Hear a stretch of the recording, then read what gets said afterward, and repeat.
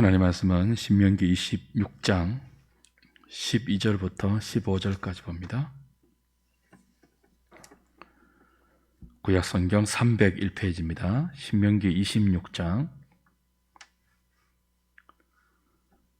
12절부터 15절까지 같이 봅니다. 셋째 해 곧 11조를 드리는 해에 내 모든 소산의 11조 내기를 마친 후에 그것을 레위인과 객과 고아와 과부에게 주어 내 성읍 안에서 먹고 배부르게 하라. 그리할 때에 내 하나님 여호와 앞에 아뢰기를 내가 성물을 내 집에서 내어 레위인과 객과 고아와 과부에게 주기를 주께서 내게 명령하신 명령대로 하였사오니 내가 주의 명령을 범하지도 아니하였고 잊지도 아니하였나이다. 내가 애곡하는 날에 이 성물을 먹지 아니하였고 부정한 몸으로 이를 떼어두지 아니하였고 죽은 자를 위하여 이를 서지 아니하였고 내 하나님 여호와의 말씀을 청종하여 주께서 내게 명령하신 대로 다 행하였사오니 원하건대 주의 거룩한 처소 하늘에서 보시고 주의 백성 이스라엘에게 복을 주시며 우리 조상들에게 맹세하여 우리에게 주신 젖과 꿀이 흐르는 땅에 복을 내리소서 할지니라. 아멘.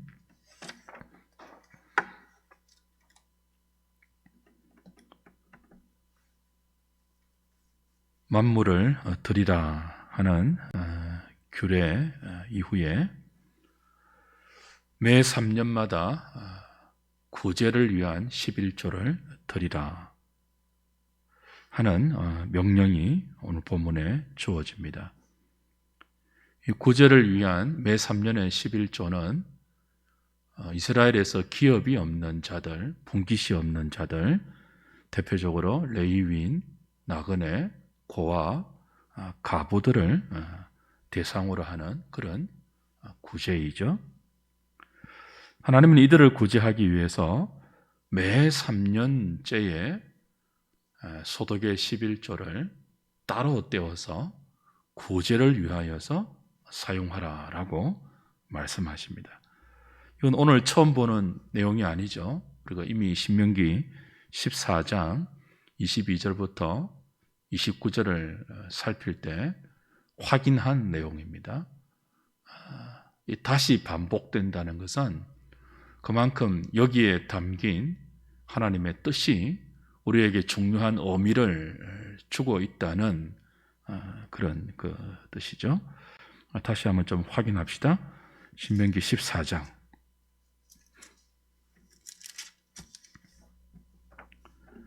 22절부터 29절이죠.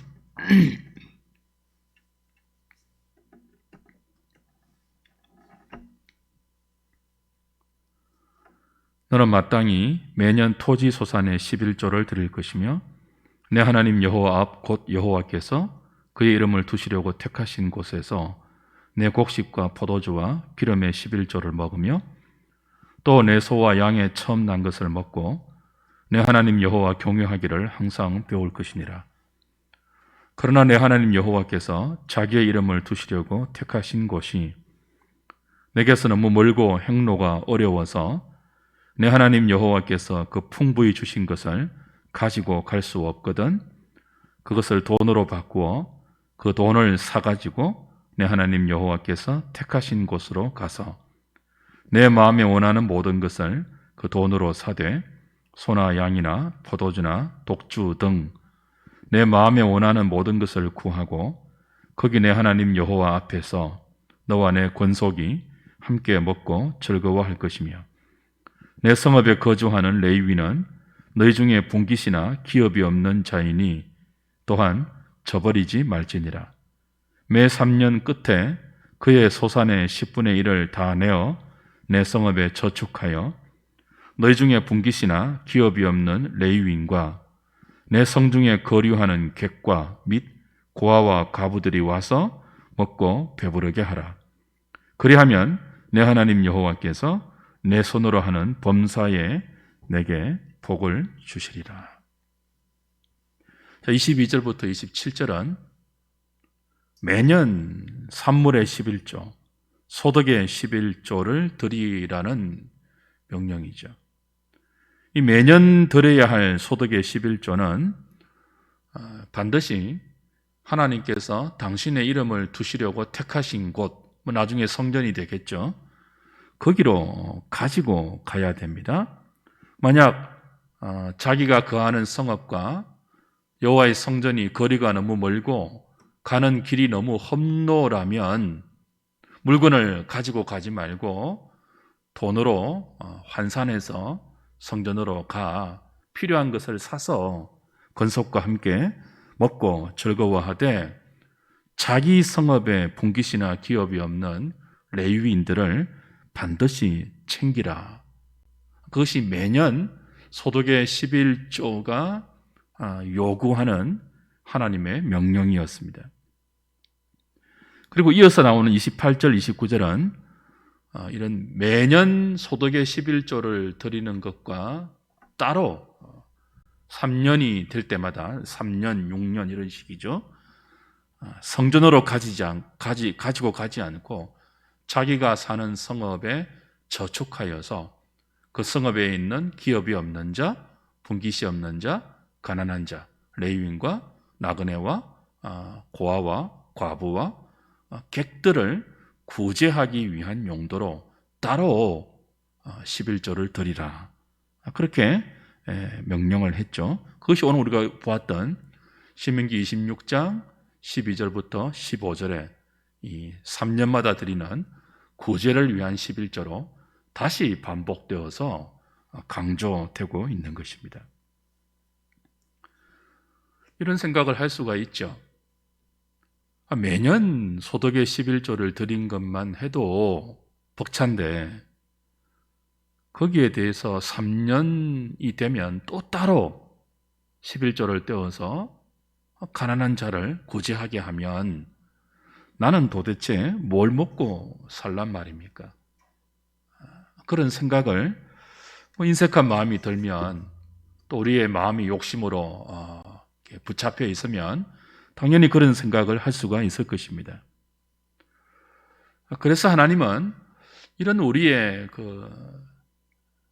인색한 마음을 아시고 이런 11조와 구제를 통해서 우리의 삶이 내가 가지고 있는 소유의 그 안전함의 근거가 있는 것이 아니라 이 소득을 낼 수 있는 땅을 기업으로 주시고 그 땅에서 건강한 몸으로 일해서 수확을 거두게 하신 하나님의 은혜로부터 나의 삶의 처음부터 마지막까지 붙잡혀 있다는 사실을 고백하게 했으며 그리고 그 고백을 통해서 드려진 11조와 구제 헌금이 하나님을 경외하는 하나님 사랑과 이웃을 사랑하는 그런 용도로 쓰여지며 그것을 하나님께서 심히 기뻐하신다는 사실을 배우게 하십니다. 그래서 이 규례는 권면이 아니에요. 명령입니다. 명령. 우리가 오늘 함께 읽었던 신명기 26장 12절부터 15절을 보면 명령이다, 명령이다 하는 말이 계속 반복되어요. 누가 이 명령에 순종할 수 있을까요? 아무리 명령이라도 순종하지 않을 수 있잖아요. 하나님께서 이렇게 11조를 내고 또 3년마다 구제를 위한 11조를 따로 떼고 그렇게 해도 그런 내 삶을 하나님께서 넉넉히 그리고 충분히 필요에 따라 채우시고 공급하시고 책임지고 인도하신다는 믿음이 있을 때 우리는 그 믿음으로 이 하나님의 명령에 순종할 수 있습니다.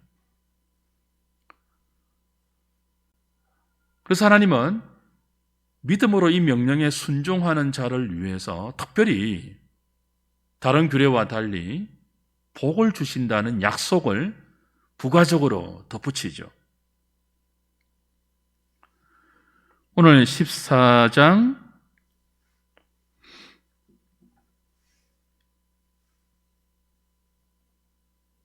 마지막 29절을 보십시오.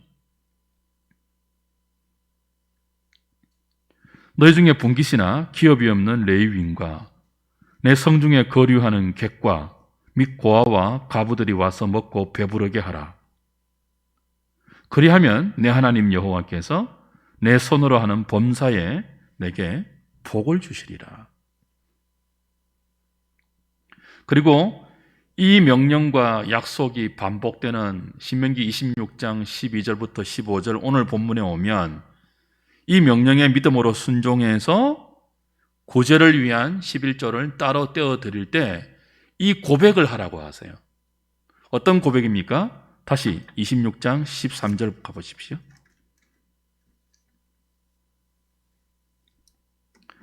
그리할 때에 매 3년마다 그죠? 구제를 위한 11조를 드릴 때 내 하나님 여호와 앞에 이렇게 아뢰라라고 그러죠. 내가 성물을 내 집에서 내어 레위인과 객과 고아와 가부에게 주기를 주께서 명령하신 명령대로 하였사오니 내가 주의 명령을 범하지도 아니하였고 잊지도 아니하였나이다. 내가 하나님의 명령에 담긴 그 의미를 알아서 그 명령을 어기지 않고 순종했다는 거예요. 순종할 때 어떻게 했습니까? 14절 내가 애곡하는 날에 이 성물을 먹지 아니하였고 부정한 몸으로 이를 떼어주지 아니하였고 죽은 자를 위하여 이를 서지 아니하였고 내 하나님 여호와의 말씀을 청종하여 주께서 명령하신 대로 다 행했습니다 라고 고백하라는 거예요. 자, 믿음으로 하나님의 명령에 순종해서 매 3년 끝에 구제를 위한 11조를 따로 떼어서 드립니다. 자기가 사는 성읍에 저축합니다. 구제를 위해서. 그럴 때 그냥 드리지 말고 어떻게 하라고요? 고백을 하라요. 어떤 고백이죠? 하나님이 이렇게 명령하셨고 그 명령에 이런 의미가 담겨 있음을 알고 내가 그 명령에 순종했는데 하나님께서 따로 떼어서 구제를 위해서 드리라고 한 그 11조를 나를 위한 사적 용도로 서지 않고 오직 하나님의 명령에 순종하기 위해서 드린다고 고백하라는 거예요. 애곡하는 날에 성물을 먹지 아니했습니다. 부정한 몸으로 이를 떼어주지 않았습니다. 죽은 자를 위해서 이를 서지도 아니했습니다. 그러니까 하나님께서 구제하라고 명령하신 이 용도를 나를 위한 다른 용도로 서지 않았다는 거죠. 오직 이 명령에 순종하기 위해서 내가 지금 여기 믿음으로 가지고 왔으니 이걸 받으시고 그 다음에 어떻게 기도하라고 하죠?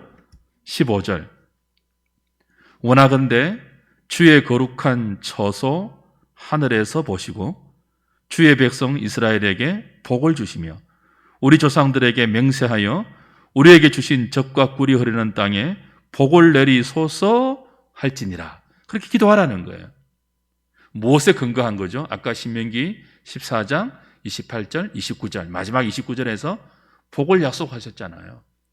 그 약속을 근거로 해서 내가 이제 하나님의 명령에 믿음으로 순종하여 이 구제의 11조를 따로 떼어서 드리니 하나님께서 내게 명령하신 그 명령에 약속으로 담아서 주신 그걸 기억하시고 여호와가 나의 복이 되어 주옵소서. 내가 사는 이 믿음의 현장에 약속하신 그 복이 대대로 누려지게 하옵소서. 기도하라는 거죠. 왜 기도하라고 하시죠? 왜 헌금을 드릴 때 구제를 위한 11조를 따로 드릴 때 그냥 덥석 드리지 못하게 하고 이것은 하나님의 명령대로 내가 순종하여 드리는 것입니다. 그리고 이 명령에 담아서 주신 그 복의 약속을 내가 기억하오니 그 약속대로 나를 복되게 하시옵소서. 기도하라고 하죠. 왜 기도하라고 합니까? 이 구제의 11조 그리고 앞으로 더 나가면 매년 드리는 소독의 11조 그 모든 물질을 사용하는 그 하나님의 명령에 그 담겨진 이 복의 약속이 그리고 그 복의 약속을 받아내기 위한 나의 헌금이 아니고 지금 내가 드리는 이 헌금은 하나님의 명령에 담긴 대로 나의 믿음을 고백하는 순전한 믿음의 고백이며 그 고백에 따라오는 하나님의 은혜로우신 책임지심과 인도하심을 내가 맛보게 해 주십시오.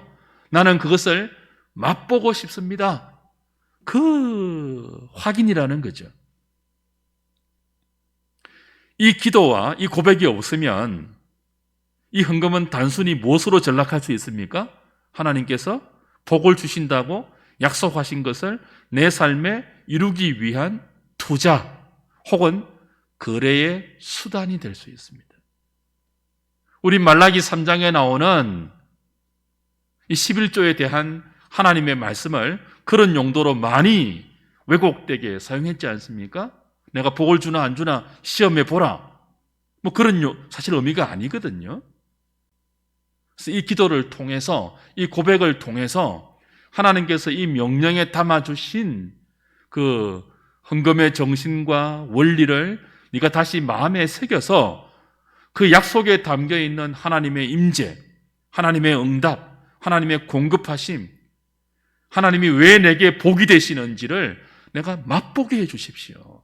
내가 그것을 경험해야 다시 이 명령에 순종할 수 있지 않겠습니까?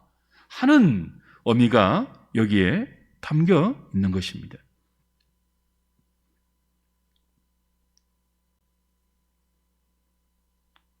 (11조와) 우리가 하는 모든 헌금 생활, 그리고 하나님께서 우리에게 명령하신 구제 생활, 이 모든 것은 복을 받아내기 위한 수단이 아니라 온전한 우리의 신앙 고백입니다.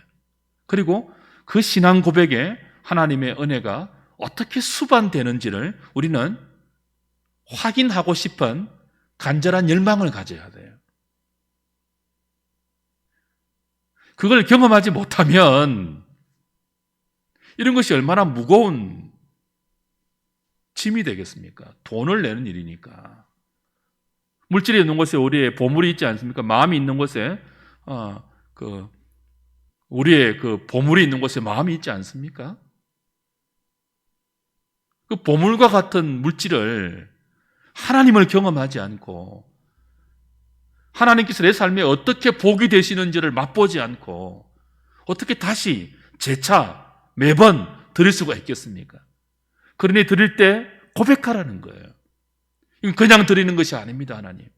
내가 하나님께 투자하는 것이 아닙니다, 하나님. 복을 주신다고 약속하신 그것을 받아내기 위한 거래도 아닙니다, 하나님.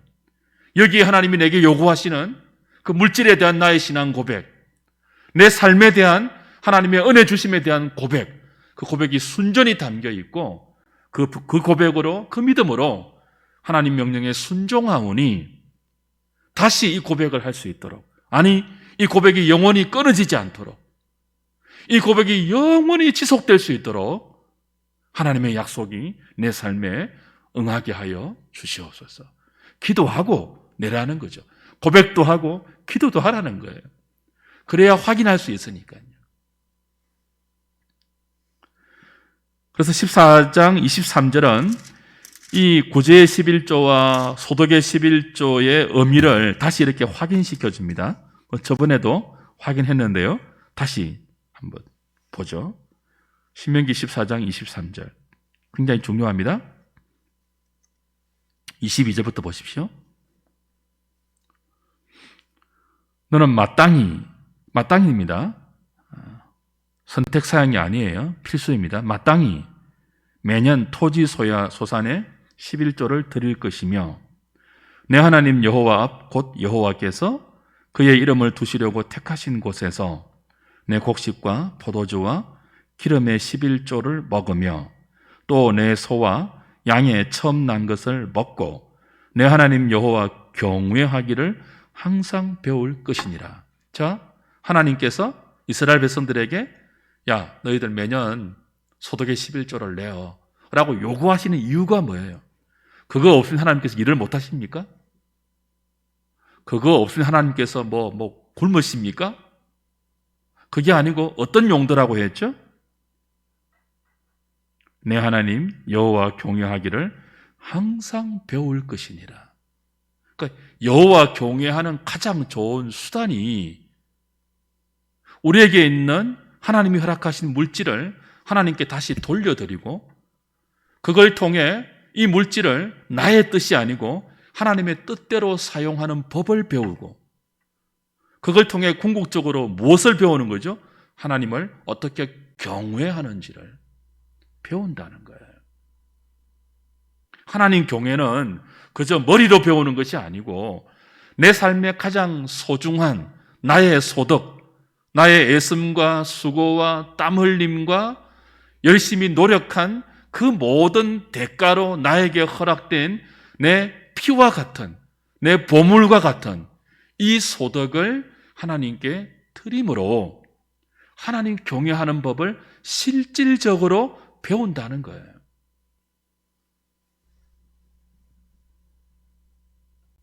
하나님은 우리를 아십니다. 우리의 마음이 하나님보다 눈에 보이는 이 돈에 가 있을 수 있음을 너무나 잘 아세요. 그래서 하나님 경외보다 돈을 경외하고 돈을 신뢰할 수 있는 존재가 하나님의 은혜 안에 있는 우리 성도들임을 너무나 잘 아세요. 그래서 그런 우리의 연약함을 내려놓고 하나님 경외하는 법을 매 순간 매달 배우게 하신 거죠. 그래서 헌금에는 훈련의 의미가 굉장히 많습니다. 두 가지 의미가 있죠. 첫 번째는 신앙 고백이에요. 내게 있는 모든 것은 내 것이 아닙니다. 하나님이 허락하신 하나님의 선물이며 하나님이 나의 기업이 되는 표징입니다. 나는 이 선물을 하나님께로부터 받았습니다. 그런 신앙의 고백인 동시에 또 하나의 의미는 뭐라고요? 하나님 경외하는 법을 이것을 통해서 이런 고백을 매 순간 드림으로 배우고 훈련하는 거예요. 안 그러면요, 물질이 하나님처럼 우리를 지배해요. 이 하나님 경외하는 법을 이 11조와 헌금을 통해서 하나님께 드림으로 하지 않으면요, 물질이 하나님 노릇한다니까요. 우리에게. 우리가 그만큼 연약한 존재예요.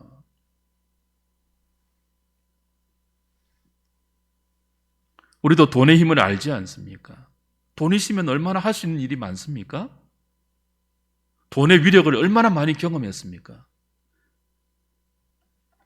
돈이 우리의 일상에 얼마나 큰 영향력을 미치던가요? 그리스도인은 돈을 무시하지 않습니다. 돈과 신앙은 밀접한 연관이 있고요, 돈에 대한 태도가 하나님 경외로 직결됩니다. 오죽했으면 예수님께서 하나님과 재물을 너희들이 겸하여 섬길 수 없다. 돈을 사랑하는 마음이 일만하게 뿌리라고 사도 바울이 그렇게 경고했겠습니까? 돈에 대해서 초연해서도 안 되고 돈에 붙들려 있어도 안 돼요. 그 훈련을 무엇으로 합니까? 11조를 비롯한 헌금 생활을 통해서 하라는 거예요.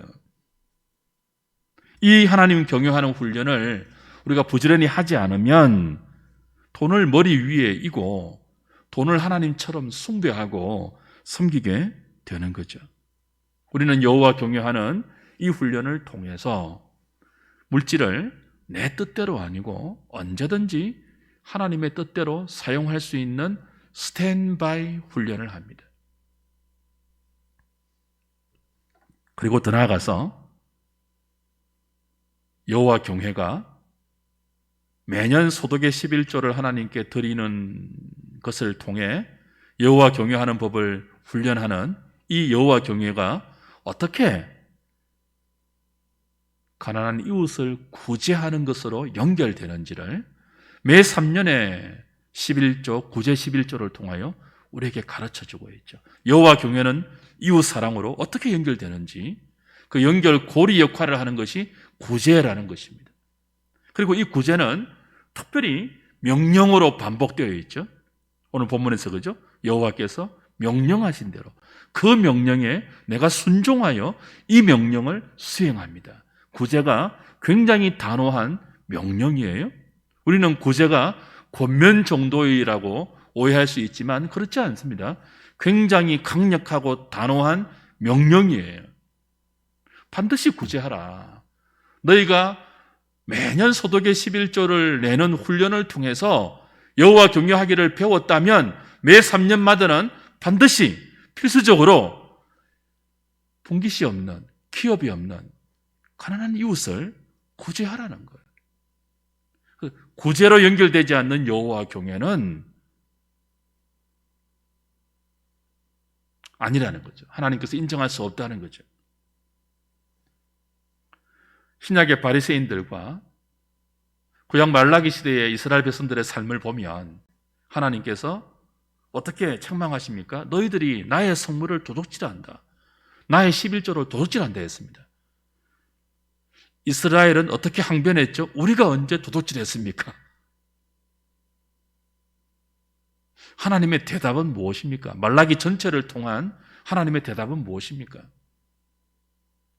그냥 문자적으로 10분의 1을 탁 채워서 내는 그것이 아니고 거기에 담긴 여호와 경외하는 삶, 그 여호와 경외하는 삶이 어떻게 내 이웃을 착취하지 않고 기업이나 분깃이 없는, 소득이 없는 형제를 구제하는 일상으로 연결되지 않는다면 너희들은 나의 것을 도둑질하는 것이다. 이렇게 책망하셨거든요.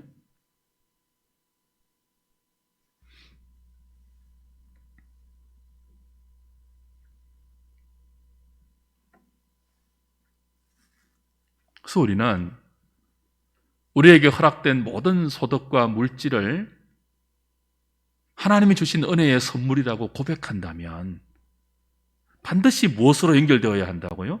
여호와 경외와 이웃 사랑의 구제로 반드시 연결되어야 함을 오늘 본문을 통해서 다시 배워야 합니다. 어떤 이들은 11조는 구약의 율법에 불과하다. 그리스도가 다 완성했으니까 신약 복음 시대에는 우리에게 적실하지 않다. 그렇게 말하는 사람들이 많아요. 그리고 그런 가르침들이 인기를 끌죠. 다 거짓말입니다. 다 욕심쟁이들이에요. 다 물질에 포로되어 있는 사람들이에요. 예수님께서 언제 율법을 폐하러 오셨습니까? 나는 율법을 폐하러 오지 않았고 완성시키러 왔다고 했습니다. 구약의 모든 음식법들, 모든 정결구례들 폐하셨습니까? 완성시켰죠. 무엇을 먹든지 무엇을 하든지 그리스도 안에서 하나님의 영광을 위한 것으로 완성시켰죠. 무엇을 먹고 무엇을 마시지 않는 데서 그치지 않고 더 나아가 더 온전하게 무엇을 하든지 나를 위해서 하지 않고 하나님의 영광을 위해서 하는 것으로 온전하게 성취되었고 우리는 그 온전하게 성취된 복음 안에서 더 큰 이웃 사랑을 향하여 하나님 경외를 향하여 요구받고 있지 않습니까? 믿음의 고백을 11조도 동일해요. 그리스도는 의와 신과 인이 담겨있는 이 11조, 박하와 해와와 근처의 11조, 이것도 폐하지 말고 저것도 폐하지 말고 의와 신과 인과 더불어 하나님께 온전히 하라고 우리에게 가르쳐 주셨습니다. 신약 성도들은 더 이상 구약 성도들처럼 문자적으로 10분의 1에 매이지 않습니다. 오히려 그것을 온전히 성취해 주신 그리스도의 그 은혜를 입고 있기 때문에 10분의 10 전부를 하나님의 것이라고 고백하면서 그런 마음으로, 그런 정신으로 이 명령에 담긴 성경의 원리를 우리의 삶에 적용하려고 애쓰는 사람들이죠. 그동안 한국교회는 말라기 3장을 통해서 그리고 이 헌금의 많은 성경 구절들을 통해서 11조와 헌금을 복을 받는 수단으로 잘못 가르쳐 왔습니다. 내 만큼 하나님이 주신다는 그건 거래이지 않습니까? 근데 11조는 우리가 지금 거듭 확인하듯이 복을 받는 수단이 아니에요. 복을 약속하신 하나님의 의도는 그게 아니었잖아요. 하나님 경외하는 법을 더 잘 배우기 위한 하나님의 마음이 그 약속에 담겨 있었잖아요. 11조는 온전한 우리의 신앙 고백입니다. 이건 하나님의 명령이에요. 폐하여지지 않는 명령이에요. 누가 폐하여졌다고 했습니까? 11조는 온전한 신앙 고백인데 여러분, 성도의 삶의 신앙 고백이 폐하여질 수 있습니까? 신앙 고백이 없는 성도를 상상할 수 있습니까? 우리 주 예수 그리스도에 대한 신앙 고백을 하지 않는 사람을 성도로 할 수 있습니까? 그 신앙 고백의 가장 선명한 그림이 무엇입니까? 물질에 담겨 있는 이 11조를 통한 우리의 신앙 고백이에요. 이것은 다 하나님께 주신 것입니다. 이 물질을 주신 분이 나의 주, 나의 하나님, 나의 그리스도입니다. 이 신앙 고백이 없는 사람을 어찌 성도로 할 수 있겠습니까? 그리고 이 신앙 고백을 단순히 복받기 위한 거래나 복받기 위한 수단으로 전락시키는 사람들도 어찌 참된 그리스도인이라고 할 수 있겠습니까? 우리는 은혜의 빚진 자 아니던가요? 하나님의 은혜를 우리의 복을 받아내기 위한 거래의 수단으로 사용하는 사람들이 아니잖아요. 은혜에 빚졌기 때문에 그 빚진 마음으로 그 은혜를 한없이 흘려보내고 싶은 사람들, 우리 안에 계신 성령께서 끊임없이 진리로 그것을 가르쳐 주고 그 배움을 받는 사람들, 성도이죠. 우리는 이 헌금 생활, 이 11조 하라는 이 하나님의 명령에 담긴 이 명령에 순종하는 믿음의 고백을 통하여 하나님이 나의 기업 되어 주심을 맛봅니다. 11조 해라, 내가 복을 줄게. 이 약속은 뭡니까? 하나님이 나의 기업이 되신다는 약속이에요. 돈이 나의 기업이 아니고 돈보다 훨씬 크고 생사복의 주인이신 하나님이 나의 기업이 되는 거예요. 그 믿음의 고백이 있는 자는 인색함으로 억지로 헌금생활 하지 않죠.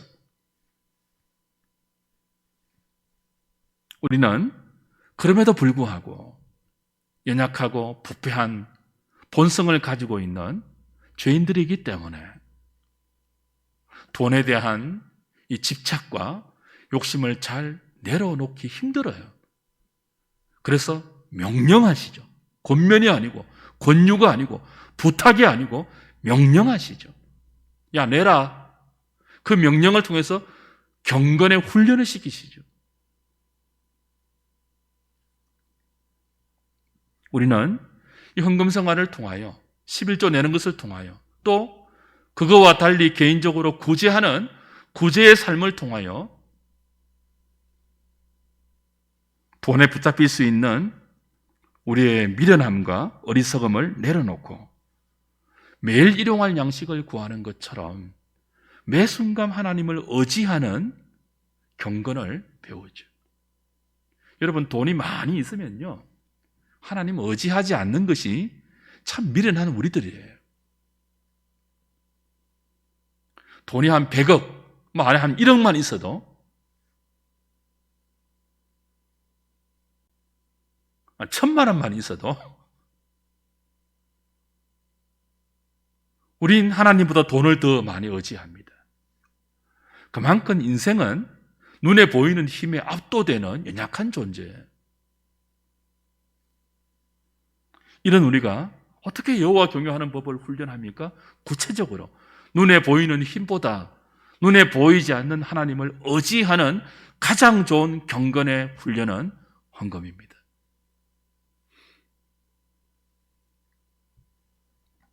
그렇게 여호와 경외하는 훈련을 배우는 사람은 어디로 연결된다고요?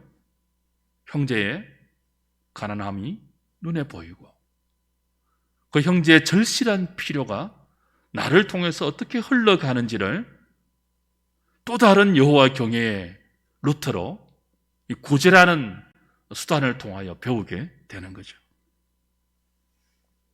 우리는 헌금을 통해서 소득의 11조를 하나님께 드리고 그리고 그걸 드린 만큼 하나님의 은혜를 구합니다.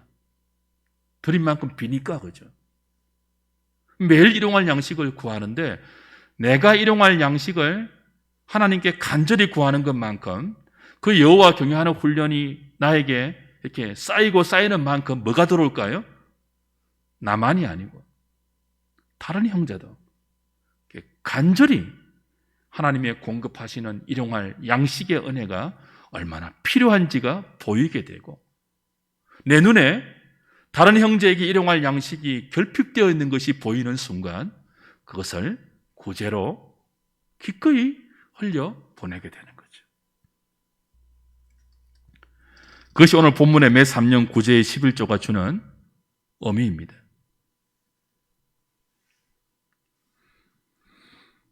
주 안에 사랑하는 여러분, 신명기 15장 7절부터 11절에 가면 오늘 읽어보지는 않겠습니다. 구제를 다시 명령하시고 그 명령에 따라오는 하나님의 복을 다시 약속하십니다. 이렇게 되어 있어요. 너는 반드시 그에게 줄 것이요 가난한 자에게 도움이 필요한 자에게 줄 때에는 아끼는 마음을 품지 말라. 이로 말미암아 내 하나님 여호와께서 네가 하는 모든 일과 내 손이 닿는 모든 일에 내게 복을 주시리라. 얼마나 이 구제와 헌금에 담긴 우리의 여호와 경외와 이웃 사랑하는 훈련이 중요하면 재차 복을 주겠다고 약속을 담아서 우리에게 명령하실까요? 그냥 명령하면 잘 안 들을까 봐 미련한 우리에게 엄청난 복을 약속으로 부과시켜 주시면서 제발 이 명령을 지켜라. 그래야 너희들이 여호와 경외를 배울 수 있고 이웃 사랑을 배울 수 있고 그래야 너희들이 하나님이 기업이 되는 복된 신자의 삶을 맛볼 수 있다. 내가 복 줄게 명령하시는 것입니다. 주 안에 사랑하는 여러분, 11조는 구제는 단순히 복받는 방편이 아닙니다. 구제는 가진 자가 없는 자에게 던져주는, 툭하고 던져주는 선심 쓰는 것이 아닙니다. 이건 우리가 하나님의 은혜로 구원받았잖아요. 구원은 구제와 같은 거예요. 하나님 우리를 구제해 주신 것이잖아요. 우리가 하나님께 구제하심을 입었기 때문에 선심이 아니에요. 해도 되고 안 해도 되는 옵션이 아니에요. 이건 반드시 해야 되는 거예요. 신자라면 반드시 해야 되는 거예요. 그래서 명령이죠, 명령. 우리는 애굽 땅에서 종되었던 이스라엘처럼 죄와 사망의 종이 되었고 그 결과 물질의 종이 되어서 물질에 따라 내 인생을 이리저리 요동치며 살았던 그런 돈의 노예들이었습니다. 있든 없든 다 돈의 노예들이에요. 사람들이, 인생들이. 그런 우리를 불쌍히 보시고 하나님께서 구제해 주셨습니다. 구원해 주셨습니다. 자유를 주셨습니다. 돈의 아들이 아니고 하나님의 아들이 되게 하셨습니다. 이제는 돈을 머리 위에 이고 돈을 경배하고 돈을 만몬처럼 섬기는 그런 인생이 아니고 돈을 우리의 발 아래 두면서 하나님의 뜻대로 사용할 수 있는, 믿음으로 사용할 수 있는 하나님의 거룩한 자녀가 되었고 자유할 수 있는 인생이 되었죠. 사랑하는 여러분, 오늘 이 말씀을 결국은 돈 내라는 소리네, 박 목사도 별 수 없네, 그렇게 듣지 말기를 바랍니다. 이 명령으로 담아주신 하나님의 마음을 읽으십시오. 그리고 여기에 담긴 이 하나님의 명령에 기꺼이 믿음으로 순종해 보십시오.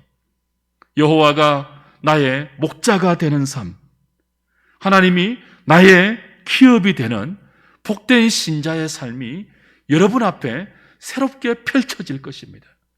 그 드라마틱하고 그 서스펜스하고 그 환타스틱한 그 스릴 있고 매 순간 주님을 의지하지 않으면 살 수 없는 긴박함과 그럴 때 우리의 필요를 나보다 더 잘 알고 채우시는 그 하나님의 기가 막힌 타이밍, 그걸 맛보셔야 됩니다. 그래야 인색하지 않고 드릴 수 있습니다. 하나님이 우리에게 전에도 그랬죠. 인색하지 않습니다. 우리가 인색하면 하나님을 인색한 분으로 만들고 마는 거예요. 우리가 너그럽고 우리가 인색하지 않으면 사람들이 우리가 믿는 하나님도 저렇게 관대한 분이시구나, 자비로우신 분이구나, 사랑이 많으신 분인가를 보고 느낄 수 있는 거죠. 그 은혜를 달라고, 여호와 경외하는 이 훈련을 우리가 잘 할 수 있게 해달라고 이 저녁에 기도하고 하나님께 나아가는 저와 여러분 되면 좋겠습니다. 찬송하고 기도하겠습니다.